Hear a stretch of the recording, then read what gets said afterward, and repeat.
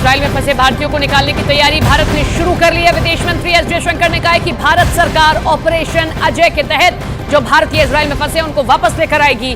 Operation Ajay के तहत आज शाम स्पेशल फ्लाइट इजराइल से रवाना होगी। जो भारतीय इजराइल से भारत वापस आना चाहते हैं उन्हें फ्लाइट में प्राथमिकता दी जाएगी।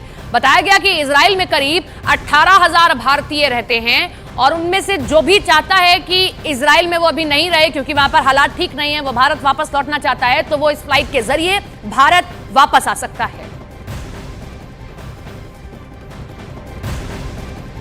इधर इजराइल और हमास की लड़ाई के बीच इजराइल में फंसे भारतीय नागरिकों की वापसी के लिए सरकार एक्शन में आ गई है। विदेश मंत्री एस जयशंकर ने इजराइल से भारतीयों की वापसी के लिए ऑपरेशन अजय का ऐलान कर दिया। इजराइल में इस समय कई भारतीय हैं जो फंसे हुए हैं और उन्हीं लोगों की सुरक्षित वतन वापसी के लिए विदेश मंत्री एस जयशंकर ने ऑपरेशन अजय लॉन्च किया। इस ऑपरेशन के तहत विशेष विमान इजराइल भेजा जाएगा। इस ऑपरेशन के तहत उन लोगों को प्राथमिकता दी जाएगी जो लोग भारत वापस आना चाहते हैं। एक ट्विटर हैंडल से हमारे विदेश मंत्री डॉक्टर एस जयशंकर का एक ट्वीट रिसीव हुआ है जिसमें हमें पता चला है कि ऑपरेशन अजय के रूप में वो ऑपरेशन चला रहे हैं और वो हमें इवैक्यूएट करेंगे। इसके साथ ही विदेश मंत्री एस जयशंकर ने इजराइल में फंसे भारतीयों के लिए संदेश भी जारी किया। उस संदेश में उन्होंने विदेशों में अपने नागरिकों की सुरक्षा और भलाई के लिए प्रतिबद्धता जताई। इजराइल में इस समय करीब 18,000 भारतीय हैं और इनमें से ज्यादातर भारतीय दूतावास के संपर्क में हैं।